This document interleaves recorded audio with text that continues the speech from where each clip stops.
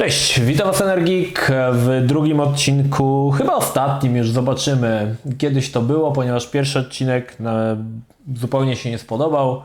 Znaczy nie podobał się za bardzo, więc nagrywam drugi, który będzie się podobał jeszcze mniej na kanwie niepopularności odcinka pierwszego, ale nadal uważam, że jest to fajna rzecz.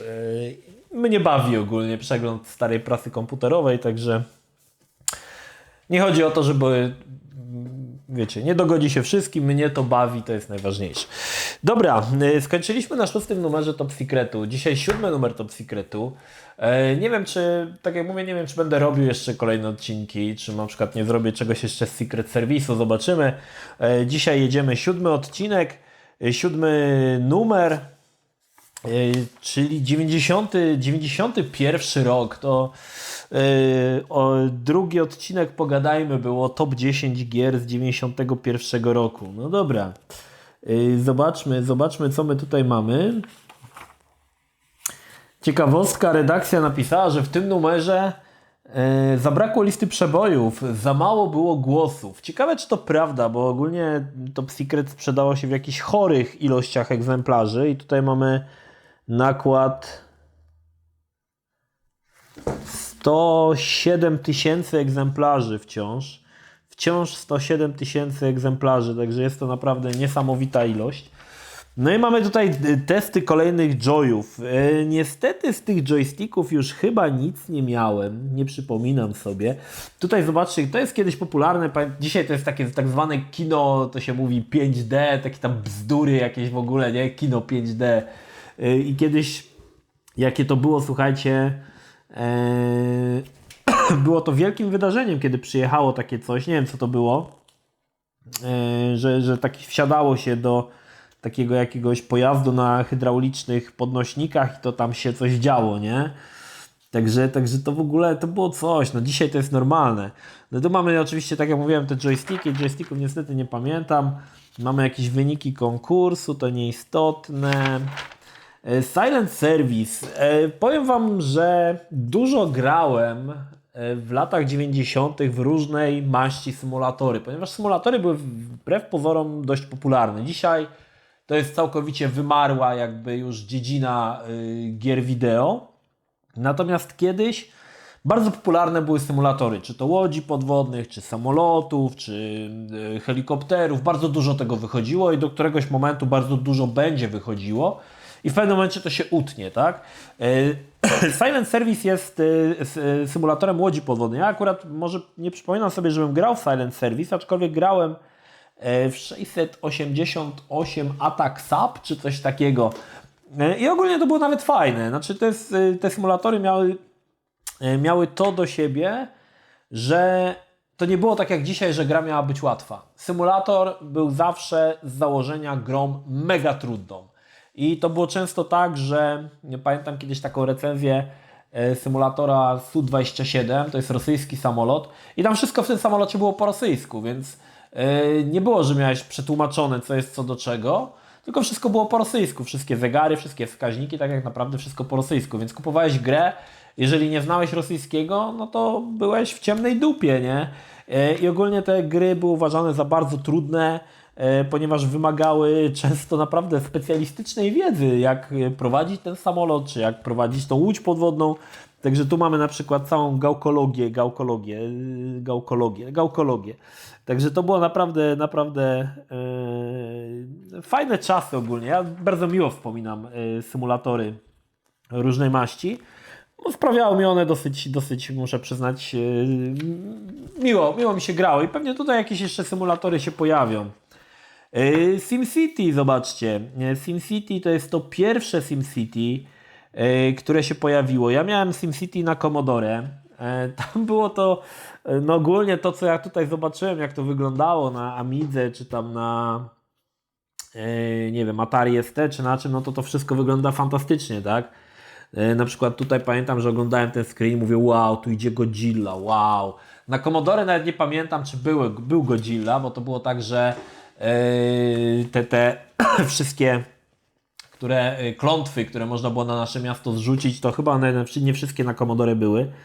Natomiast no, na Commodore no to wyglądało słabo, nie? Słabo. Pamiętam, że tutaj na Amidze potem oczywiście SimCity widziałem u Arka albo u Zbyszka, nie pamiętam. I to było pokazane, że tutaj jeżdżą takie malutkie samochody składające się z kilku pikseli. Na Commodore to było taki piksel, to był, znaczy jeden samochód to był jeden czarny piksel, także wyglądało to naprawdę kiepsko, nie? Jones in the Fast Lane. Nie wiem, czy to się pojawiło, ale chyba było albo w najdziwniejszych grach, albo w jakiejś topce. Jones in the Fast Lane to jest ogólnie gra Sierry i polega na tym, że wybieramy sobie gościa, który musimy przeprowadzić przez różne szczeble kariery.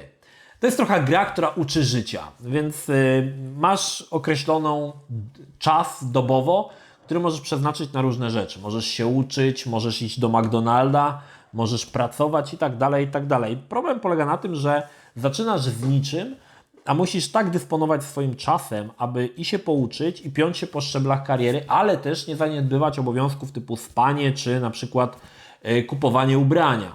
Także tak to działało. I ta gra była naprawdę fajnie skonstruowana, bo tam było mnóstwo fajnych zależności, typu jeżeli zjesz McDonalda taniego, to on na mniej czasu Ci starczy i będziesz musiał w trakcie pracy wyjść drugi raz, żeby coś zjeść, tak? Albo będziesz głodny. Kupisz tanie ubrania na przykład z lumpeksu, szybciej się zniszczą. Jeżeli dostajesz jakąś na przykład lepszą pracę na wyższym stanowisku, powinieneś się lepiej ubierać. Także tam było mnóstwo takich fajnych zależności. To wszystko było osadzone w cyklu dobowym, także musiałeś zarządzać jeszcze dodatkowo tym czasem. Tam był na przykład bank, mogłeś wziąć pożyczkę, kupowałeś sobie lepsze mieszkanie i tak dalej. Gra była na jednej dyskietce, ale pamiętam, że mega fajnie mi się w to grało i ona tak naprawdę uczyła zarządzania swoim czasem, ale też przygotowywała w pewien sposób do dalszego życia w taki uproszczony oczywiście sposób, bo no wiadomo, że życie to są dużo takich wydarzeń czysto losowych, natomiast tutaj tych wydarzeń losowych tak za bardzo nie było. Także naprawdę mega fajna gra. Polecam, jeżeli ktoś kiedyś będzie chciał zagrać, polecam. No i Space Quest, czyli pierwsza gra Sierry, to jest pierwszy Space Quest był na tyle dziwną grą, że, znaczy dziwną, tak kiedyś się robiło, że trzeba było wpisywać wszystko z klawiatury.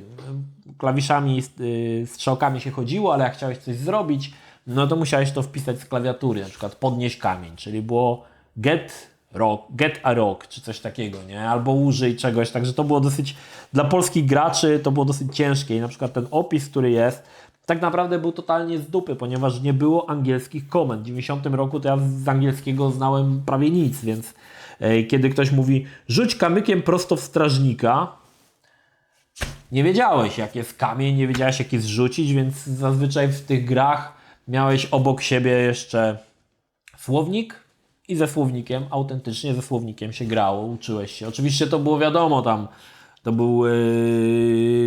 były tam takie konstrukcje, których potem miałeś, wiesz, Kali jeść banan, nie? Coś takiego, ale w pewien sposób uczyłeś się słownictwa. Larry, duży materiał było Larrym, w 100. odcinku to było grane, także nie będę tutaj tego drugi raz ponawiał, aczkolwiek nadal trzeba było też wpisywać wszystkie komendy z klawiatury. No i Zack McCracken, jedna z moich ulubionych gier przygodowych, wykonana przez Lucasfilm Games, późniejsze LucasArts, która wyszła też na Commodore. Fantastyczna przygodówka, bardzo trudna, wściekle trudna przygodówka, szczególnie jeżeli nie znałeś zupełnie angielskiego, ale muszę przyznać, że fajnie mi się w to grało i to była jedna z niewielu gier przygodowych, które pojawiły się na Commodore. Obok nich był jeszcze Maniac Mansion pierwszy i Indiana Jones and the Last Crusade. I potem nie pamiętam już, żeby jakakolwiek taka typowa przygodówka, gdzie sterujemy kursorem, wybieramy jakieś, co użyć, żeby się jeszcze jakaś taka przygodówka pojawiła. Bardziej to były takie action adventure, czyli gdzieś tam idziesz, ktoś cię atakuje, a to były takie typowe, klasyczne przygodówki. Także fajna gra ogólnie. Zagram sobie jeszcze raz. Rick Dangerous, no to cóż, tutaj nie trzeba chyba nic wspominać. Rick Dangerous był absolutnie fantastyczny. Pamiętam, że tutaj był źle podpisany screen i ja byłem bardzo wściekły, że na moim Commodorku nie ma takiego screena z takim fantastycznym Rickiem Dangerousem. Potem się okazało, tu jest napis Commodore, że to jest screen z Amigi, a ja jak głupi myślałem, że może mam jakąś wersję uciętą, nie oryginalną, cokolwiek i że nie mam. Kiedyś to było ważne, słuchajcie. To jest właśnie ciekawe, że takie pierdoły, typu, że na swoim komputerze uruchamiasz i nie masz screena z Rickiem Dangerosem, to były ważne elementy, słuchajcie, to było ważne, to dla nas było ważne, żeby ten obrazek na swoim komputerze mieć. Po co? No bo wtedy to była taka estetyka, że tego nie było, tak? Jak miałeś taki fajny obrazek, to się cieszyłeś jak głupi, że masz fajny obrazek, no. Dzisiaj to oczywiście, nawet ciężko mi to wyjaśnić, słuchajcie, młodym graczom, jeżeli ktoś z Was ogląda, z młodych graczy, ciężko mi wyjaśnić, dlaczego tak było, dlaczego było to dla nas takie ważne, dlaczego ważne były dla nas intra, filmy w grach, które chcieliśmy zawsze, żeby były jak najdłuższe. Te wszystkie elementy były dla nas niezwykle istotne. Także cała mapa Ricka Dangerosa, dwie mapy, level pierwszy i level drugi. Nie pamiętam, to jest chyba wersja jeszcze ta 8-bitowa, bo ta wersja 16-bitowa była troszkę dłuższa. No i symulatory, tak jak mówiłem, F15. F15 pojawiło się mega chyba sporo emulatorów, jeżeli chodzi o F15. Nie wiem, czy akurat w tego grałem, czy nie, ale w jakiegoś tam grałem. Proszę, zobaczcie, jaka fantastyczna grafika, nie? I to jest to, że wiecie, lecisz samolotem i nagle możesz sobie włączyć kamerę, że widzisz, to jest oczywiście dwuwymiarowy obrazek pilota, ale to robiło wrażenie. Chyba w to grałem. Grałem, bo pamiętam ten screen. Jak ginąłeś, to grał taki trębacz, nie? To było F-15 Strike Eagle. Także grałem w to na pewno.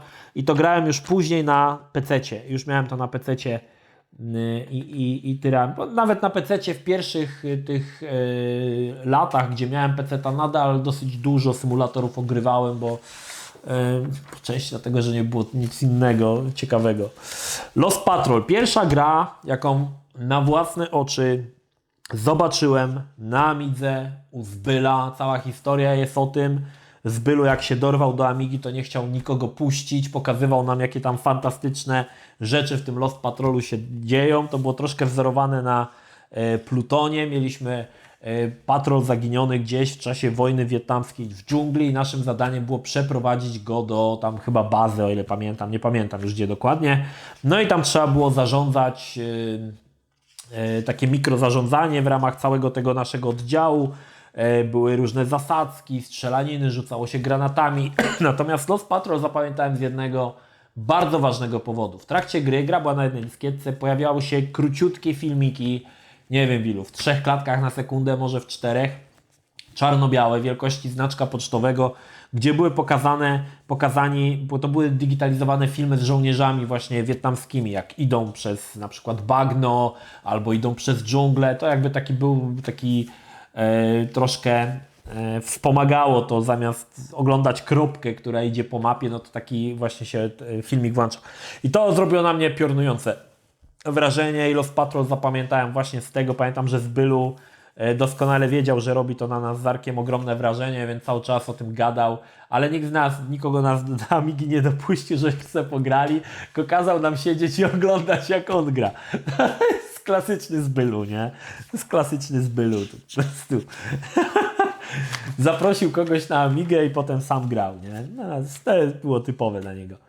Corporation, nie znam, nie grałem. Tu jakiś World Soccer, też nie wiem co to jest. Okej, dalej. No i Atari Lynx. I zobaczcie, to jest kieszonsolka zrobiona przez Atari. I to jest ciekawe, bo w sumie dzisiaj taka gra jest, taka konsolka jest zupełnie, absolutnie jakoś taka egzotyczna, przynajmniej w naszym kraju, słuchajcie. Wiecie ile, to jest napisane, posłuchajcie, chcę Wam coś przeczytać. Atari Lynx zaprojektowany jest rozsądnie i nie znalazłem słabych punktów konstrukcji. Oczywiście jest to kolejna maszynka pożerająca bateryjki.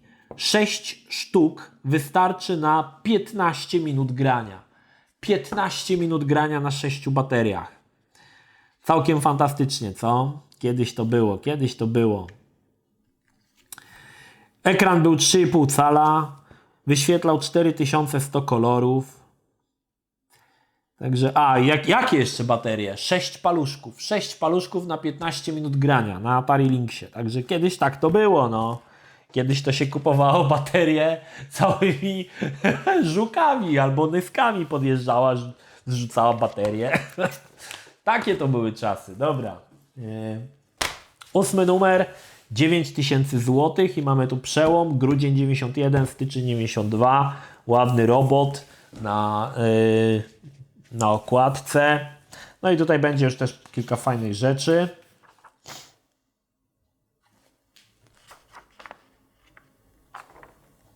Ok. Elektronicy. Jakaś wystawa Computer Games Show. Ciekawostka. Electronic Arts. Tu mam jakieś konkursy, jakieś gierki na Atari. Już widać było, że powoli komputery 8-bitowe znikają z Top Secretu. I tutaj też będzie to widać. Sherman M4. No powiem Wam, że tutaj też robiło na mnie to wrażenie. Ten screen szczególnie, gdzie mamy te ręce trzymające te nie wiem, te wajchy do sterowania czołgiem, no to wyglądało naprawdę fajnie. I kolejny symulator przy okazji, o których nie wspomniałem, bo jeszcze były symulatory czołgów. Symulatory były absolutnie wszystkiego. Dzisiaj są symulatory kombajnów, traktorów. Kiedyś dzieciaki wolały grać w symulatory samolotów, czołgów. Znaczy dzisiaj są czołgi, tam ten World of Tanks, tak, ale to jest gra taka multiplayerowa, a kiedyś to były normalne gry, które kupowałeś, no, może w Stanach to kupowałeś, w Polsce to oczywiście nagrywałeś na giełdzie. Powermonger, bardzo podobna gra do Populousa, szczerze mówiąc. Troszkę żeśmy grali w to z Arkiem, pamiętam, że żeśmy się cieszyli jak debile, że tam te postacie biegają po tych malutkich mapkach.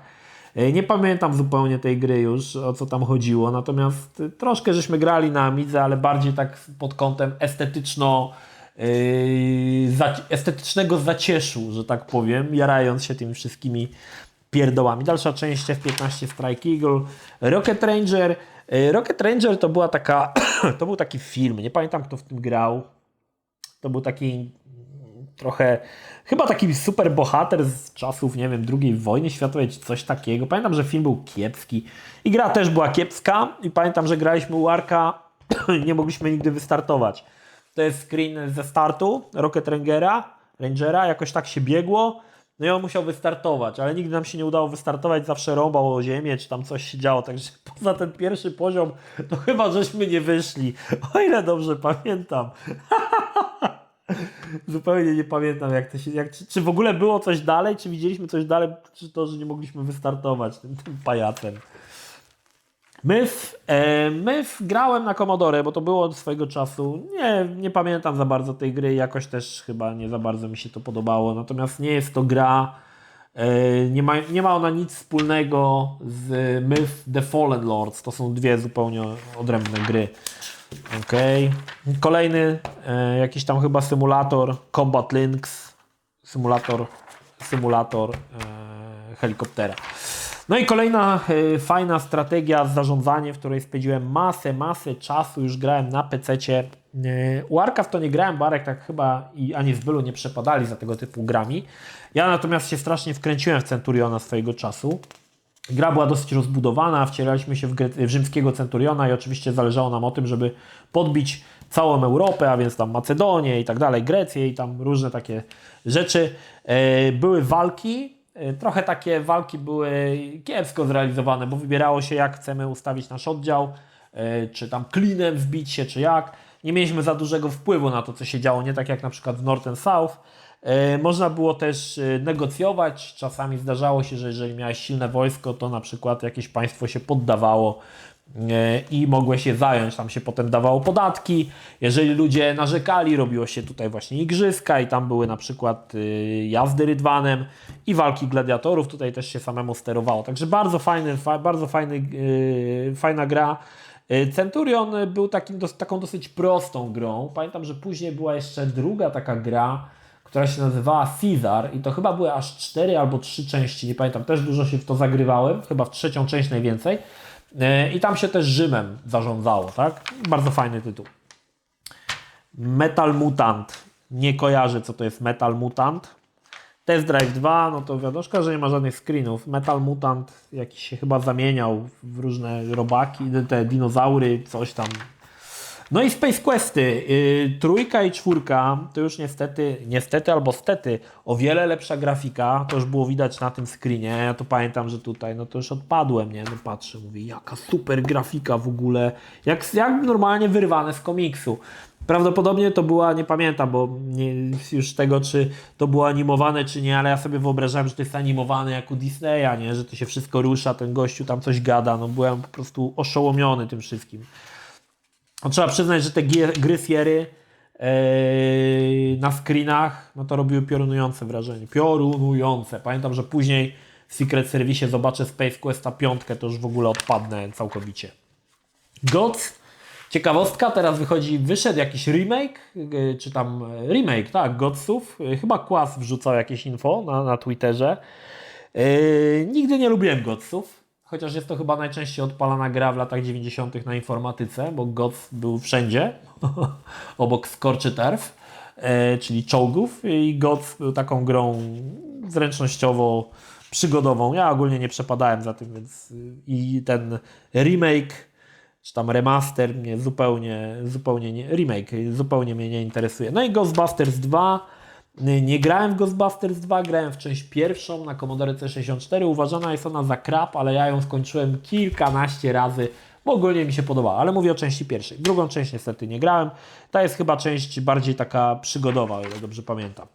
Z opisu oczywiście. No i mamy supery.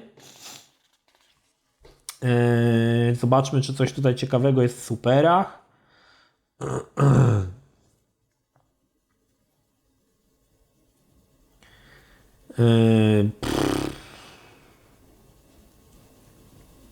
Nic ciekawego.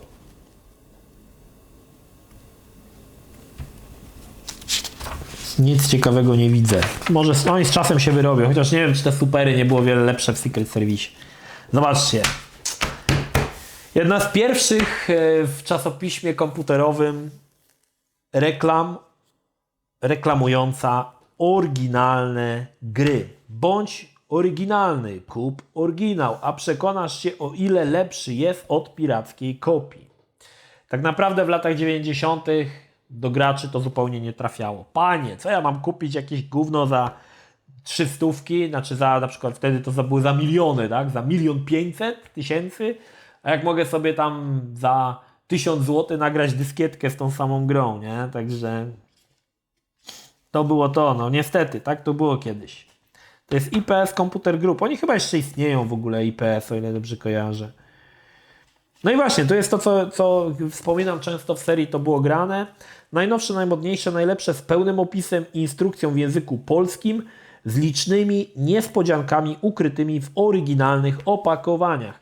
To nie chodziło tylko o rynek polski. No, ogólnie twórcy bardzo często w big boxach zamieszczali jakiś staffix. Natomiast w Polsce, no to żeby przyciągnąć tego polskiego gracza, trzeba było dać więcej, bo w Polsce była bardzo, to piractwo wręcz szalało, więc albo była niska cena za grę, albo trzeba było coś dorzucić. No nie było innego wyjścia. I czasami się tam zdarzały jakieś przypinki, jak w Robbo, czy tam Kovox, przetwornik dźwięku. Ludzie dorzucali tam jakieś koszulki i tego typu rzeczy. No dobrze. To nie wiem, co to jest SOS. To ktoś po prostu dawał swój adres, imię i nazwisko, na przykład, nie wiem, ktoś miał Amigę. Andrzej Dragan, 13 lat, komandorska 6, Konin. I tutaj D3,5, czyli dyskietki 3,5 cala, 3,1, nie wiem co to znaczy. ARC, nie? Czyli to były jakieś skróty, które dzisiaj nie potrafię za bardzo... Arcade, okej, to jest skrót od Arcade, czyli że Andrzej ma 13 lat, ma Amigę ze stacją dyskietek, no i interesuje się grami arcade. No i ktoś tam na przykład inny gość, który na przykład Robert, 22 lata, też miał Amigę, no i też lubił Adventure, no to mogli ze sobą korespondować. Kiedyś tak było, nie było internetu, więc trzeba było listy wysyłać, nie? Także tak to działało, no, ale ogólnie średnia wieku 13-14 lat. Tak to było, no, tak to było. No i Monkey Island, gra, która mam nadzieję, że kiedyś się pojawi w końcu w serii to było grane. Problem jest taki, że Monkey Island nie wyszło w osobnym Big Boxie na wersji na CD, jedynie wersja CD premierowa Monkey Island to jest tak zwany Bounty Pack, którego aktualnie nie posiadam, ale mam w planach go kiedyś tam sobie go zakupić. Bardzo fajna gra przygodowa, bardzo śmieszna, no i taka można powiedzieć kultowa. Zresztą kilka lat temu powstał też pełny remake.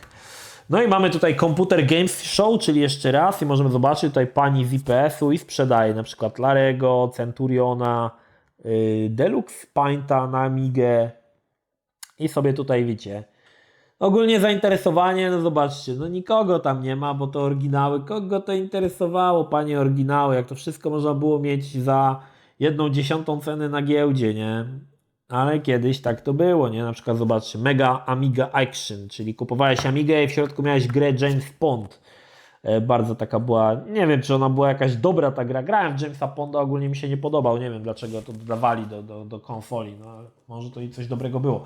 No i zmiana formaciku, jest to jedyny numer, który wyszedł w takim formacie, 92 rok.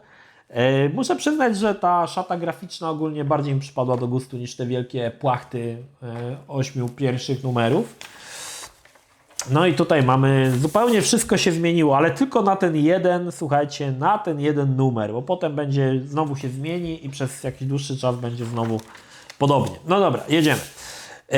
Tutaj mamy oczywiście kolejne symulatory Gunship 2000 i F-117 Nighthawk.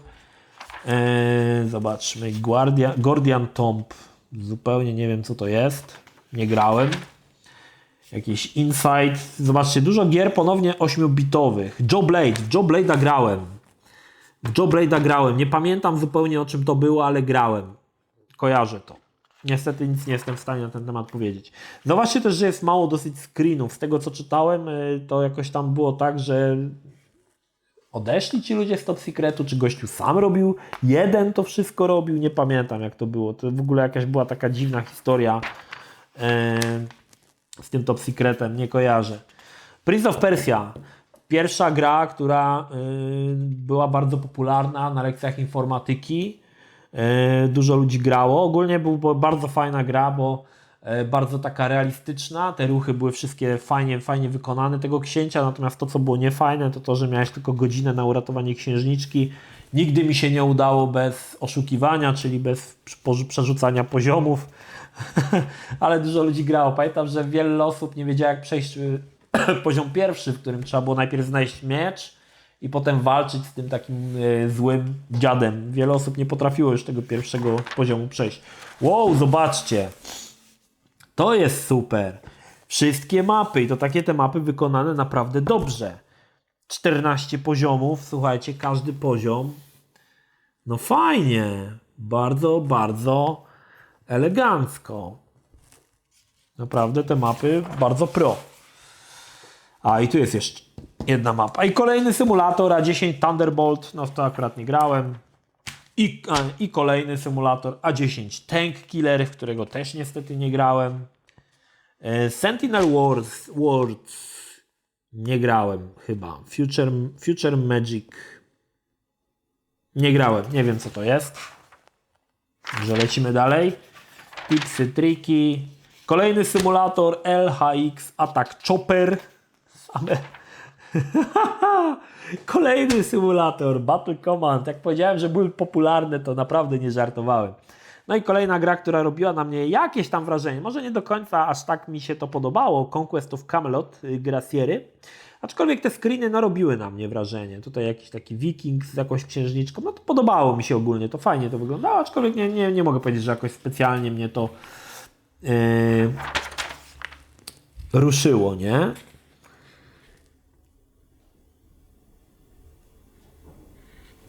Okej, tu patrzę, czy tu coś ciekawego w superach, ale nie ma.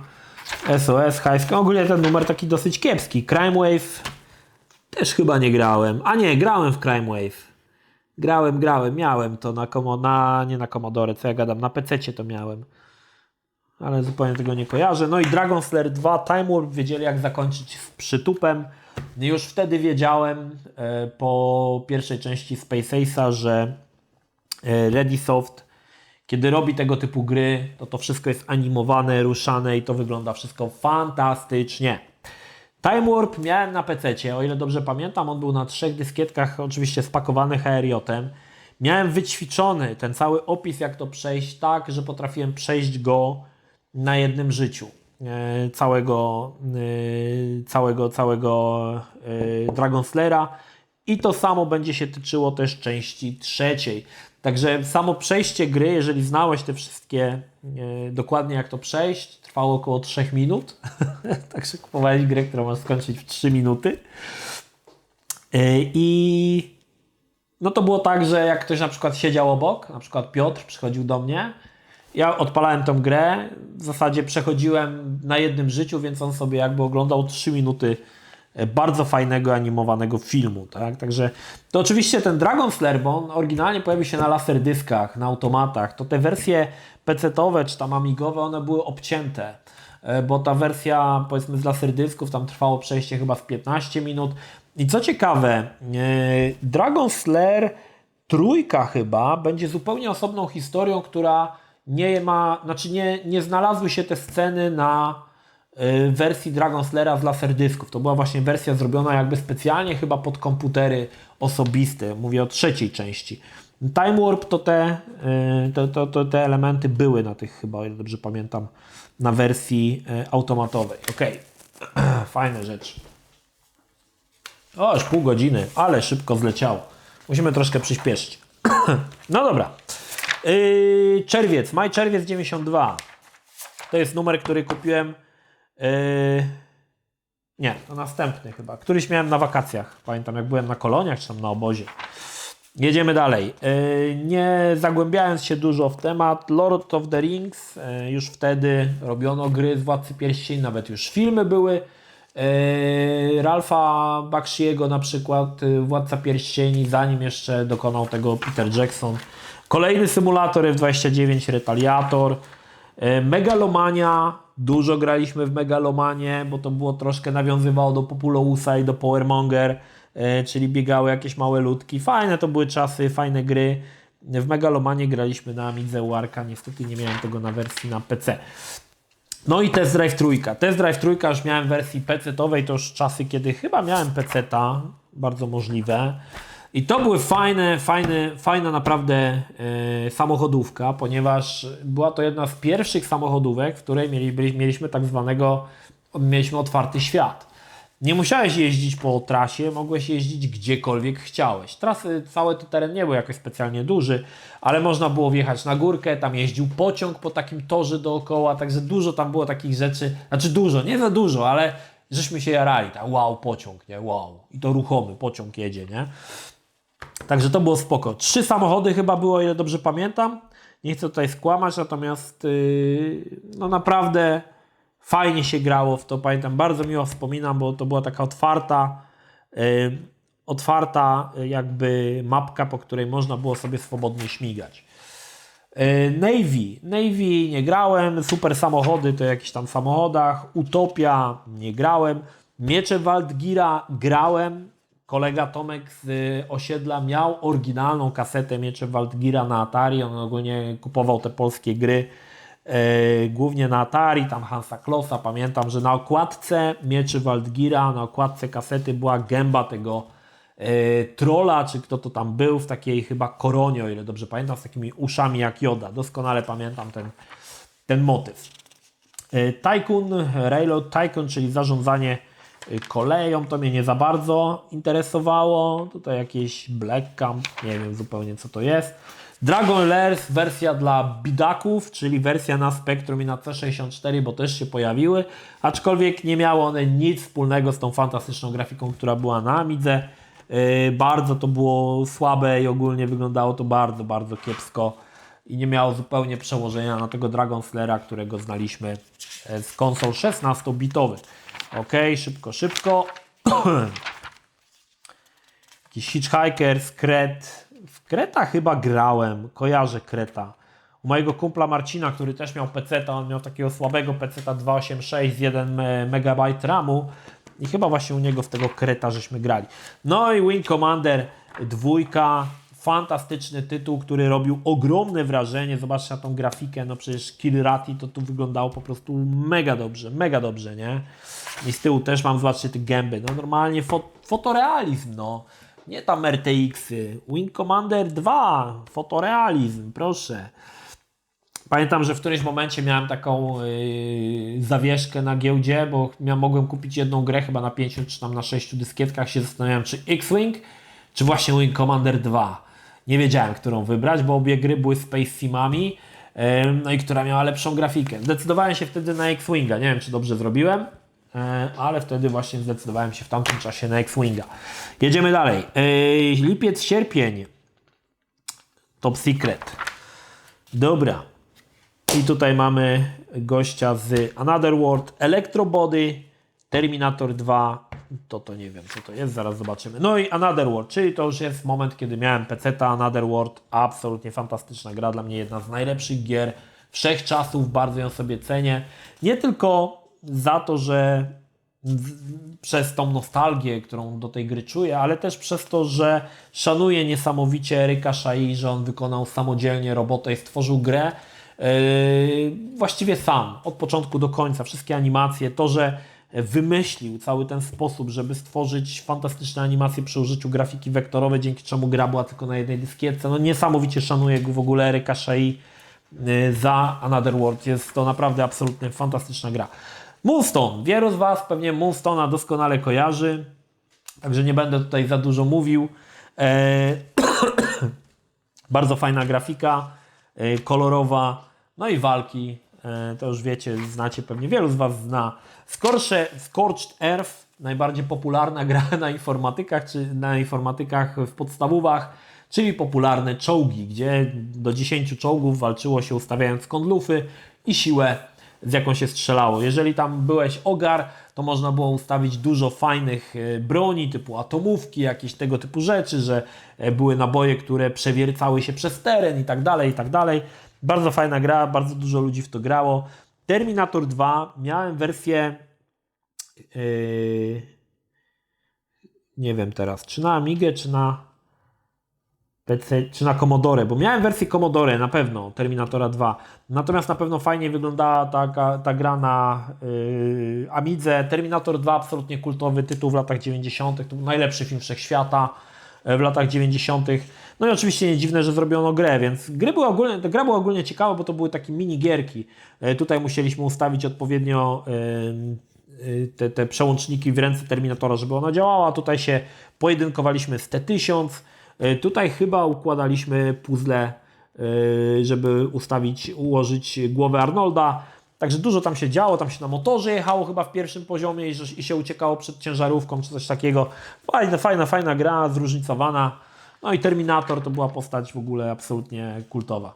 Dwie fantastyczne przygodówki na Atari. Sex Misja, która później na podstawie tej gry powstanie AD 2044. Zresztą jak widzicie, to jest AD, ale to nie jest ta AD 2044, która wyszła na płycie CD, tylko to jest ta oryginalna gra na Atari. No i Hans Kloss, który zbierał kurczaki w bazie niemieckiej, żeby nie umrzeć z głodu. No i między innymi też zbierał jakieś tam plany, nie wiem czego on tam plany zbierał, coś tam, jakieś tam pierdoły.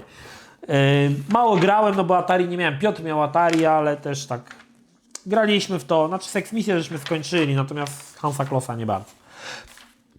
Hugo, pewnie znacie z jakiegoś tam Polsatu czy z coś tam, Hugo Copter czy inne tam pierdoły, ale Hugo tak naprawdę już istniał w 90 roku, czy tam w 91 gdzieś jakoś tak i były to takie bardzo proste gierki z sympatyczną grafiką. Populous 2, no to już wiadomo, to już omawiałem. Iron Man, nie kojarzę zupełnie, co to jest, ale to nie jest Iron Man, o jakim myślicie, to są jakieś chyba wyścigi Iron Man. Tak, to są wyścigi. No i Electro Body z mapką, która jest zupełnie nieczytelna, ponieważ jest za mała, żeby w ogóle wywnioskować, co w ogóle jest. Electro Body był fajną grą. Ja bardzo miło ją wspominam. Miałem oryginał. Przeprowadzałem też w sumie nie tak dawno wywiad z Maciejem, no nie tak dawno, no kawałek czasu temu wywiad z Maciejem Josikiem. Natomiast no Electro Body robiło naprawdę piorunujące wrażenie, mi się strasznie podobało.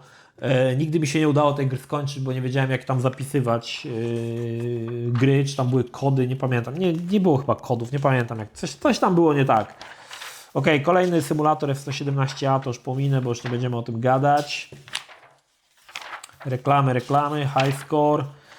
Titus the Fox grałem na PC-cie, myślałem, że to jest coś fajnego, okazało się, że nie jest to za bardzo fajne, aczkolwiek jest to postać, od której potem wzięło logo firmy Titus Interactive, oni chyba się nazywali, ale dobrze pamiętam, nie chcę tutaj skłamać. To jest właśnie Titus the Fox, właśnie z gry. Titus the Fox of the Marrakesh to Marrakesh and Back. Taka prosta zręcznościówka, gdzie chodziliśmy. Było takich gier, były dziesiątki, gdzie się chodziło jakimś zwierzaczkiem, jak Super Frog na przykład. Takie proste zręcznościówki. No i druga część Monkey Island, LeChuck Revenge. No robiło wrażenie. Ten screen szczególnie, gdzie mieliśmy jakiegoś grubasa, który miał tu jakieś takie... Nie wiem co to jest. Wtedy nie wiedziałem, bo teraz już wiem, że on tutaj żarcie miał, bo mu się nie chciał z wyra wstawać, ale wtedy nie wiedziałem co to jest, że to jakieś trąbki albo coś. Mega robiło wrażenie. W Monkey Island zagram dużo później. Nie miałem tego podczas premiery, nie graliśmy w to na Amidze, graliśmy w pierwszą część Monkey Island na Amidze z Arkiem. Często na przykład przy tym momencie, kiedy piraci walczyli na miecze i rzucali się obelgami, to musiało się rymować. Żeśmy to po prostu na czuja, bo nikt nie rozumiał angielskiego, więc nie wiedział co wybrać. Ale Monkey Island, fantastyczna gra. No i ostatni numer, ile tam mamy czasu? 41 minut. To akurat, może 45 minut, godzina lekcyjna, będzie to super. Wrzesień, październik 92. Tu mieliśmy jakiś konkurs. To był taki jakiś bardziej, słuchajcie, zaawansowany konkurs. Bo to było jakoś tak, że trzeba było jakąś taką trasę zrobić, żeby gdzieś przelecieć, coś tam kupić, sprzedać. To była taka troszkę gra. To było ogólnie chyba... Ktoś to całkiem nieźle wymyślił. No i tutaj wchodzimy w coś takiego, co będzie się pojawiało później w czasopismach, czyli co nowego, czyli nowe gry, które albo przed chwilą wyszły, albo dopiero wyjdą. Także co nowego, co się szykuje w kolejnych miesiącach. Tutaj chyba dla Was najbardziej popularnym jest Chuck Rock. Nie wiem, czy znacie, czy nie. Dla mnie przynajmniej popularny. Amidze. Trochę rip-off ze SNES-owego chyba Red Nose, czy coś takiego. Też się chodziło takim Neandertalem. Jeżeli nie, to sorry. Alien Breed. Bardzo popularna gra. Z góry się widziało troszkę taka podchodząca pod Gauntlet, gdzie walczyliśmy z obcymi przy pomocy karabinu. Potem będzie chyba jeszcze taka gra na Amigę Ernie, która będzie totalną zżynką, z tego je dobrze kojarzę. Trochę żeśmy grali w to, w Alien Breed, bo to było ogólnie bardzo fajnie się grało, aczkolwiek gra była mocno taka przypadkowa, bo te obcy jak już się na ciebie zleciały ze wszystkich stron, to już nie miałeś szans, żeby się przed nimi obronić, także to była taka dosyć gra, w której tak za bardzo skill nie dawał aż takich dużej przewagi. Elvira 2. W Elvirę 2 grałem, oglądałem film, pamiętam, że film bardzo mi się podobał.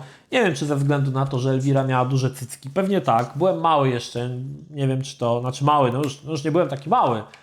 I wtedy chyba cycki to była dosyć ważna rzecz dla mnie. Ale w Elvirę grałem, całkiem fajny horror, przygodowy.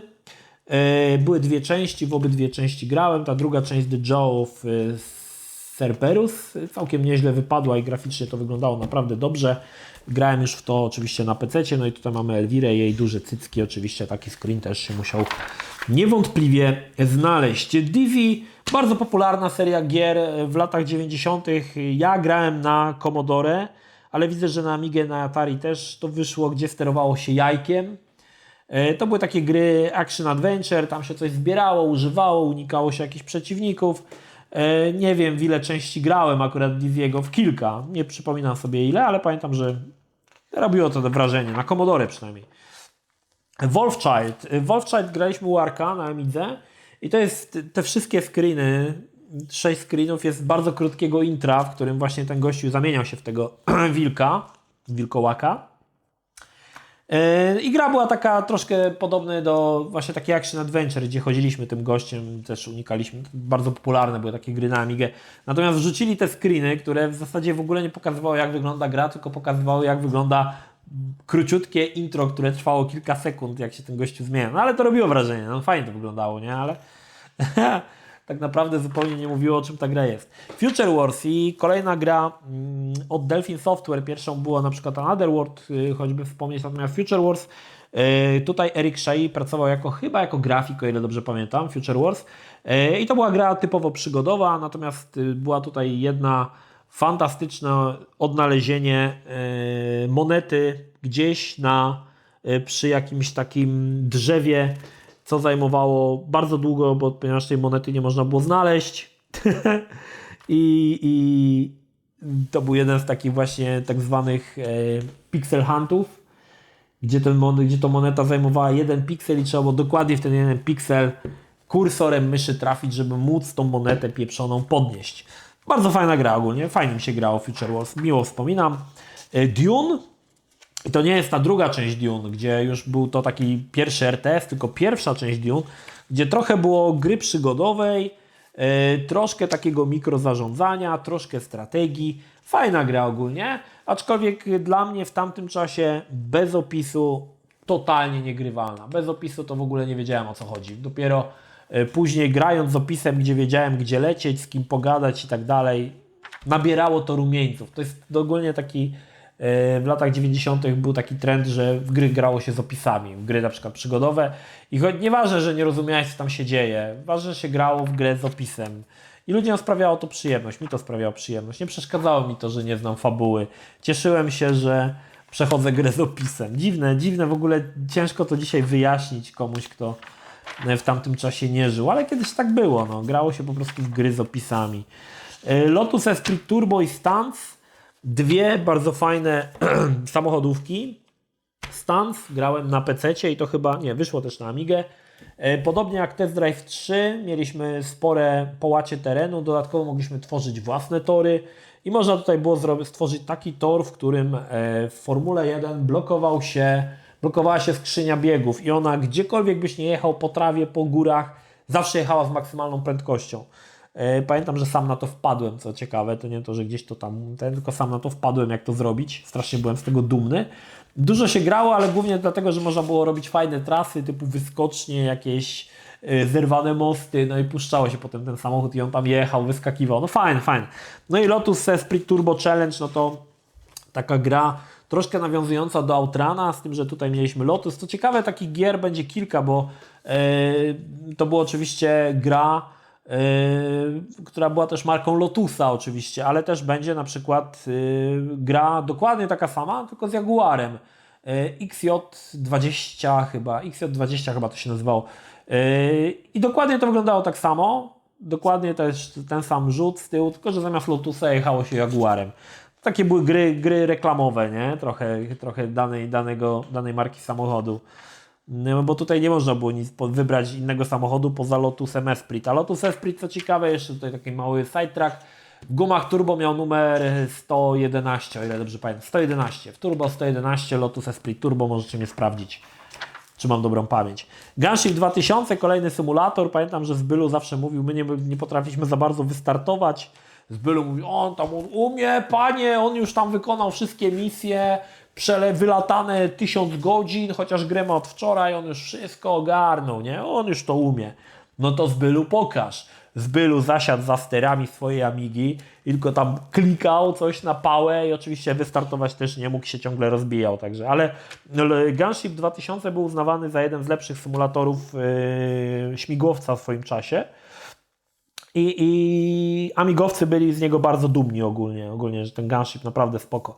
No tylko oczywiście jak się umiało wystartować. No Zbylu umiał, nie? Ale to wiecie, to Zbylu to zawsze, że to nie jego komputer, nie jego joystick, a to, że pogoda nie ta, albo że go słońce oślepia.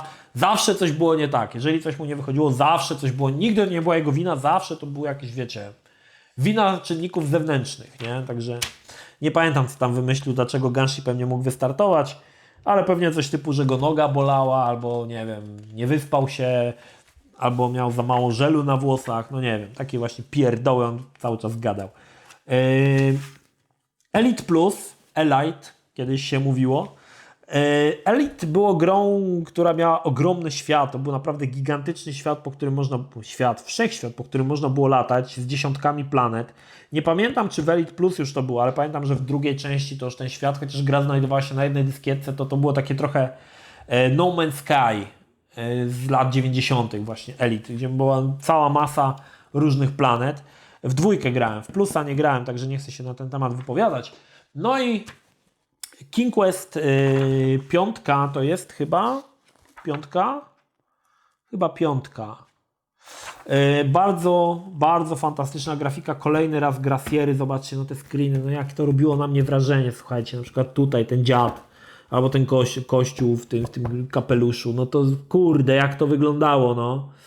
Chociaż wtedy miałem peceta, to już tak mówię, no okej, nie, ale robiło nadal na mnie wrażenie. Nadal się cieszyłem, mając nawet peceta, nadal się cieszyłem, że są gry, które mają fantastyczną grafikę i w które mogę sobie zagrać, nawet obejrzeć sobie te screeny, potem sobie tą grę kupić i samemu sobie w nią zacząć grać. Dobra, doszliśmy do 12 numeru, cały rok, no tak naprawdę nie rok, bo to już jest 92 rok, ale przy założeniu, że wychodziło to co miesiąc, mamy za sobą.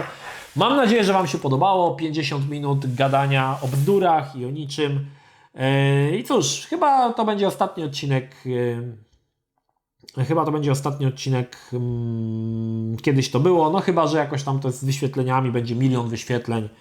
No to wtedy nagram jeszcze coś dalej. No na razie tak nie za bardzo Wam się podoba, a też mi się nie chce strzępić ryja trochę na darmo, bo to też jednak trochę pracy kosztuje. Niemniej, mam nadzieję, że ci co obejrzeli, te 3 osoby, mam nadzieję, że Wam się podobało. To tyle. Pozdrawiam z Energii, trzymajcie się, do następnego. Cześć!